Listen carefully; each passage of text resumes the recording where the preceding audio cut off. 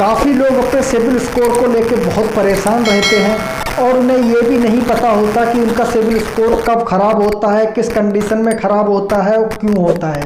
तो CIBIL score आपके due amount payment ना करने के बाद कितने दिन के बाद इस पर इफेक्ट पड़ता है, आज हम सारी उसको लेकर बात करने वाले हैं इस वीडियो में। तो वीडियो पे लास्ट तक बने रहिए। नमस्कार दोस्तों, मैं हूं आपका दोस्त राकेश। आप देख रहे हैं आरके टेक्निकल द टेक ज्ञान। तो चलिए शुरू करते हैं।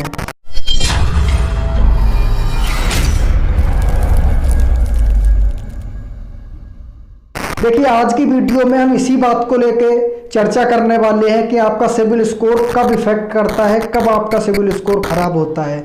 तो देखिए, इसके दो कारण हैं खराब होने के। सबसे पहली बात तो आप बार बार किसी कंपनी से अगर आप क्रेडिट कार्ड अप्लाई कर रहे हैं और रिजेक्ट हो जाता है, या फिर आप बार बार लोन अप्लाई कर रहे हैं और वो रिजेक्ट हो जाता है, तो इस कंडीशन में क्या होता है, आपकी प्रोफाइल पे बहुत ही ज़्यादा नेगेटिविटी आती है। और अगर आपकी फाइल रिजेक्ट हो जाती है तो रिजेक्ट होने के बाद उसका आपके प्रोफाइल पे नेगेटिव इफेक्ट पड़ने से क्या होता है, आपका सिबिल स्कोर धीरे धीरे माइनस होता चला आता है। तो आपको ज़्यादा से ज़्यादा इंक्वायरी नहीं करनी है। अगर आपकी प्रोफाइल रिजेक्ट हो रही है तो आपको कम से कम 30 दिन से लेकर के 90 दिन तक आपको कोई भी उसमें दोबारा से एप्लीकेशन नहीं डालनी है, अदरवाइज वो रिजेक्ट हो जाएगी। दूसरा कंडीशन इसमें ये आ जाता है कि लोग क्या करते हैं, छोटी छोटी एप्लीकेशन से लोन ले लेते हैं। मान लिया आपने 7 दिन का लोन ले लिया, 7 दिन यूं गुजर जाते हैं, आपको पता ही नहीं चलता। 2500 का लोन होता है, उसमें आधा वो प्रोसेसिंग फी के नाम पे काट लेते हैं, जीएसटी के नाम पे काट लेते हैं, इंटरेस्ट के नाम पे काट लेते हैं। बाकी 50% जो आपको अकाउंट में रिसीव होता है, वो रिसीव होने के बाद पता नहीं चलता 7 दिन कब गुजर जाते हैं। और आप 7 दिन में अगर उसको पे नहीं करते हो तो वो डेली बेसिस पे इंटरेस्ट उस पर लगाना शुरू कर देते हैं। और जो आपका उसमें जो सिबिल स्कोर है वो फर्स्ट डे से ही आपका इफेक्ट होने लगता है और पहले दिन से ही आपका सिबिल स्कोर बुरी तरह से खराब हो जाता है। तो आपको छोटे लोन एप्लीकेशन से कभी भी लोन नहीं लेना है, क्योंकि देखिए, बैंक का या फिर एनबीएफसी का एक ही क्राइटेरिया है कि अगर आप लोन लेते हैं और आप किसी कारणवश टाइम पे नहीं चुका पाते तो 1 महीना डिले तक कंपनी या फिर कोई भी बैंक उस पर कोई भी एक्शन नहीं लेती है। सिर्फ आपसे कॉल करके रिक्वेस्ट करती है ईएमआई पे करने के लिए या फिर ड्यू अमाउंट पेमेंट करने के लिए। अगर आप 30 दिन तक भी उसको पेमेंट करने में असमर्थ रहते हैं तो 30 दिन के बाद में वो फिर सिबिल ब्यूरो को रिपोर्ट कर देते हैं और उस कंडीशन में आपका सिबिल स्कोर खराब होने लगता है।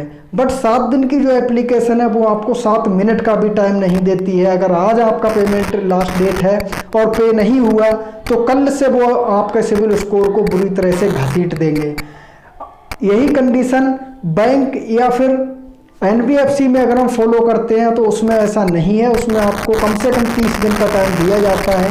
30 दिन के बाद अगर आप पे नहीं करते हैं तो फिर वो आपसे बार रिकवरी एजेंट कॉल करेंगे, अमाउंट पे करने को बोलेंगे और आपका सिबिल स्कोर ख़राब करने की बात कहेंगे। अगर आप फिर भी नहीं करते हैं तो सिबिल स्कोर आपका इफेक्ट करने लगता है और उसके साथ ही साथ आपको बुरे हरासमेंट कॉल आने लगते हैं।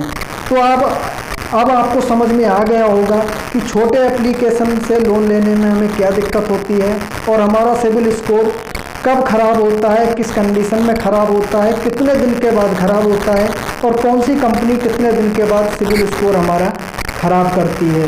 तो ये जानकारी आपको समझ में आ गई होगी। साथ ही साथ मैं आपको ये भी बता दूं कि जो छोटी छोटी एप्लीकेशन है ये कोई भी एनबीएफसी से रजिस्टर्ड नहीं होती हैं और ये सारा कुछ अपना मनमानी करती हैं।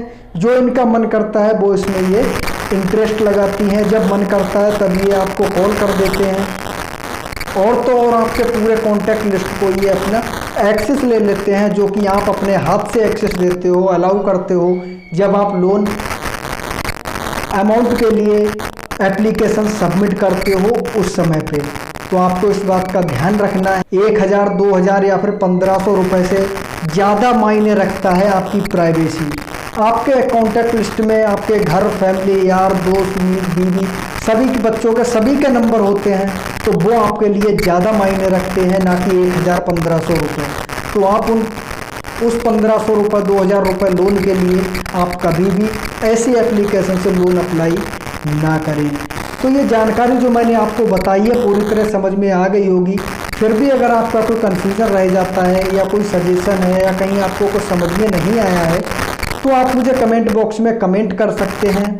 मैं आपको as soon as possible reply कर दूंगा। किसी कारणवश अगर मैं रिप्लाई नहीं कर पाता हूँ तो डिस्क्रिप्शन में मैंने मेल आईडी दी हुई है, आप मुझे मेल कर सकते हैं या फिर इंस्टाग्राम पर फॉलो करके मुझे इंस्टाग्राम पर मैसेज कर सकते हैं।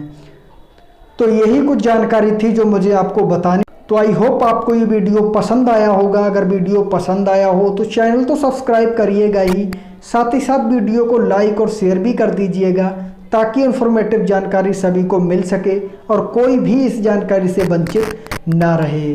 तो चलिए मैं मिलता हूँ आपसे फिर किसी नई वीडियो में नए टॉपिक के साथ।